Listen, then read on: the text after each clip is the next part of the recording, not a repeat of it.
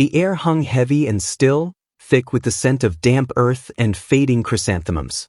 Mark knelt, the rough granite of his mother's headstone cool beneath his fingertips, a stark contrast to the burning ache in his chest. The graveyard, usually a sanctuary of quiet grief, was today invaded by a sound that grated on his raw nerves, a high-pitched, off-key warbling that drifted from somewhere behind the ancient weeping willow.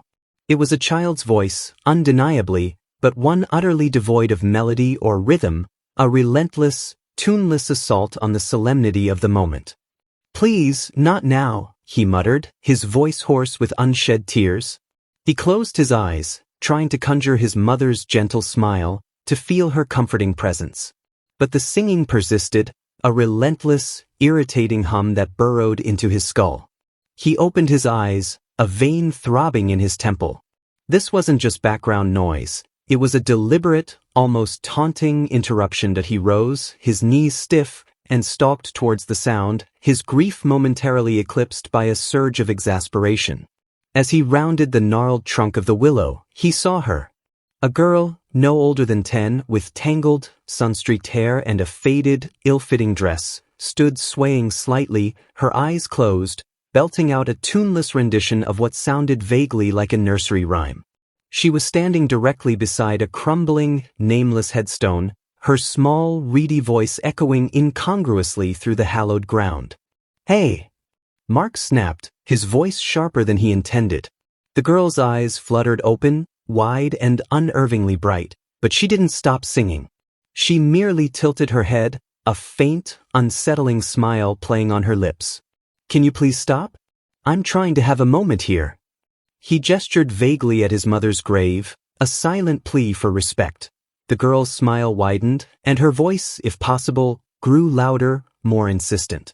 It was like trying to shoo away a particularly persistent fly, only this fly had a surprisingly powerful set of lungs. Mark tried again, his tone softening. "Look, I understand you might be having fun, but this is a cemetery. People come here to mourn." He even tried a gentle, coaxing tone, as if speaking to a stray animal. "Maybe you could sing somewhere else? The park, perhaps." Her response was a sudden, piercing shriek of laughter that sent a shiver down his spine. It wasn't a child's innocent giggle. It was a sound that seemed to carry the weight of ages, a chilling echo in the quiet graveyard. She spun around, her faded dress swirling, and darted between the tombstones with an unnatural speed, her off-key song fading into the rustling leaves. Mark sighed, rubbing his temples. He just wanted peace. He returned to his mother's grave, the silence, though brief, a welcome balm. Later that evening, the unsettling encounter was a distant memory, overshadowed by the familiar comfort of his apartment and the warmth of his girlfriend, Sarah. He was recounting the bizarre incident, trying to inject some humor into the absurdity of it, when he saw her again. The girl. She was standing in the corner of his living room, a faint, almost translucent shimmer around her, her eyes fixed on him with that unervingly bright gaze. His breath hitched. Sarah, oblivious, laughed at his story, her hand on his arm. "You must be exhausted, honey. Imagining things." "She's right there," Mark whispered, pointing a trembling finger. Sarah followed his gaze, her brow furrowed. "Who, Mark? There's no one there." Her voice was laced with concern, a hint of worry clouding her eyes. He looked back at the corner. The girl was still there, her head tilted, a knowing smile on her lips. She raised a hand, a slow, deliberate wave, before fading like mist. This wasn't exhaustion. This was something else entirely. The next few days were a blur of unsettling appearances. The girl would materialize in his peripheral vision, in the reflection of a window, even in the passenger's seat of his car. Always there, always silent, always unseen by anyone but him. He started to question his sanity. Was he losing his mind? The grief for his mother, had it finally pushed him over the edge? He confided in his closest friends, hoping for understanding, for a logical explanation. He described the girl, the singing, the way she appeared and disappeared. They listened, their expressions shifting from amusement to thinly veiled pity. "Mark, buddy, maybe you need a break," his friend Tom suggested, clapping him on the shoulder. You've been through a lot. Let's go grab a beer, clear your head. Another friend, Lisa, ever the pragmatist, offered. Perhaps you're just stressed. Your mind is playing tricks on you.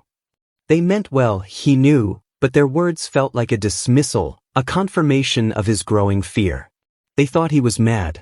They even tried to stage an intervention of sorts, dragging him to a bar, hoping to drown his delusions in laughter and cheap beer. But even amidst the boisterous camaraderie, he saw her, a fleeting glimpse in the mirrored wall behind the bar, her eyes, still unervingly bright, watching him. He felt a cold dread settle in his stomach. He was alone in this. Utterly, terrifyingly alone. The whispers started subtly at first, a faint murmur in the back of his mind, then grew into a persistent hum, a gentle urging. Seek the one who sees beyond the veil. It was a strange, almost poetic thought, one that felt alien to his pragmatic nature. But desperation, he was learning, was a powerful motivator.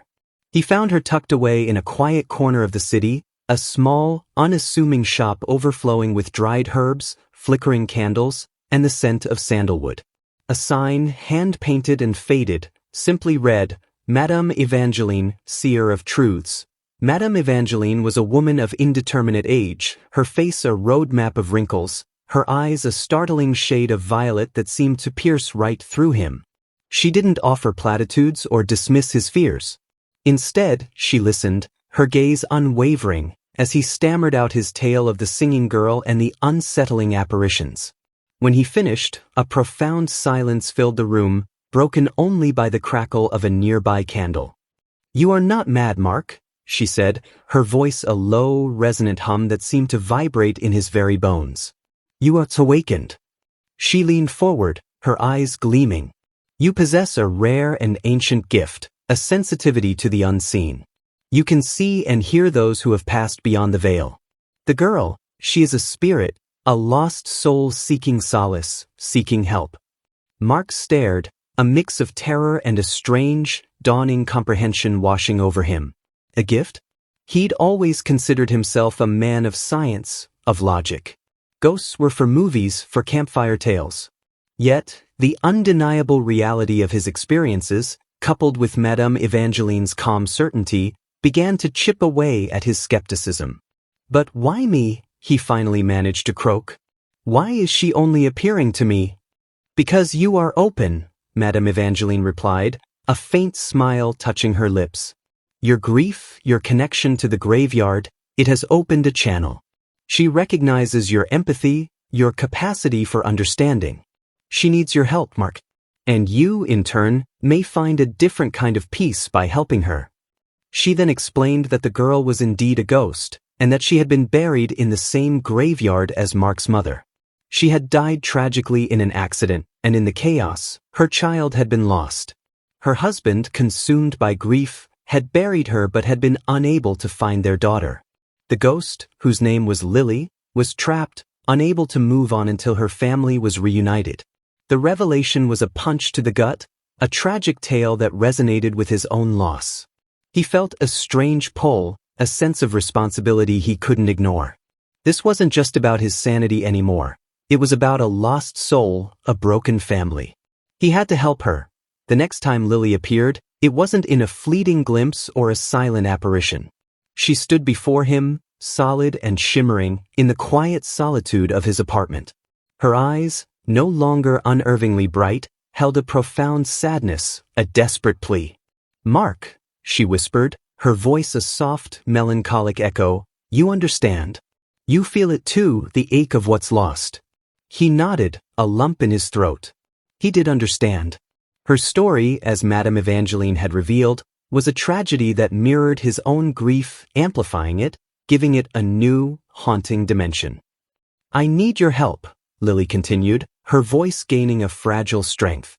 "My husband, he is still lost in his sorrow. And our daughter, she was so small, so innocent. She was picked up by a stranger after the accident. I need them to be together again. I need you to find her, Mark. And I need you to bring them back to each other." Her spectral hand reached out, a translucent gesture of desperate hope. "And then I need him to marry her." Mark blinked. "Marry who?" he asked, utterly bewildered. Lily smiled, a sad, knowing smile. "The stranger. The one who took our daughter." She raised her mark. "She gave her a life. My husband needs a family, a future. And my daughter needs her father, and the woman who became her mother." The request was audacious, almost absurd. But looking into Lily's ethereal eyes, Mark saw not madness, but a profound, selfless love. This wasn't about her own lingering desires, it was about the well-being of her loved ones, even if it meant her husband finding happiness with another. It was a love that transcended death, a sacrifice that humbled him. Finding Lily's husband, David, was surprisingly straightforward. A quick search of old accident reports, cross-referenced with the graveyard records, led him to a small, unassuming house on the outskirts of town. David was a shadow of a man, his eyes hollowed by grief, his home a shrine to a past he couldn't let go of.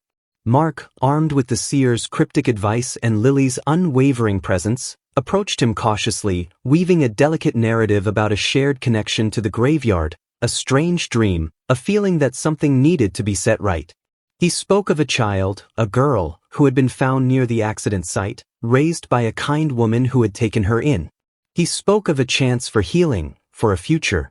David, initially skeptical, was slowly drawn in by Mark's earnestness, by the undeniable flicker of hope in his own desolate heart. And then, Mark introduced him to Sarah, not his girlfriend Sarah, but the other Sarah, the stranger who had found Lily's daughter, a woman named Emily. Emily, now a vibrant, intelligent teenager, had no memory of her birth parents, but she had always felt a void, a missing piece. The reunion was tentative at first, filled with awkward silences and tearful explanations. But as days turned into weeks, a fragile bond began to form, nurtured by shared stories and the quiet, unseen presence of Lily, guiding them, nudging them towards each other. Mark watched, a silent observer, as David and Sarah, the stranger, slowly, hesitantly, began to build a new life, a new family, around Emily. It was a testament to Lily's enduring love, a love that had orchestrated this improbable reunion from beyond the grave. And as David, with a hesitant smile, finally proposed to Sarah, a faint, shimmering light enveloped Lily, and her form began to fade, her mission complete, her soul finally at peace. Mark, standing alone in the living room, felt a profound sense of quiet satisfaction and a new understanding of the world, a world where the veil between life and death was thinner than he had ever imagined. He was no longer just Mark. He was Mark, the one who saw, the one who helped, the one who carried the echoes of the unseen. And sometimes, just sometimes, he still heard a faint, melodious hum, a gentle reminder of the ghost who had changed his life forever.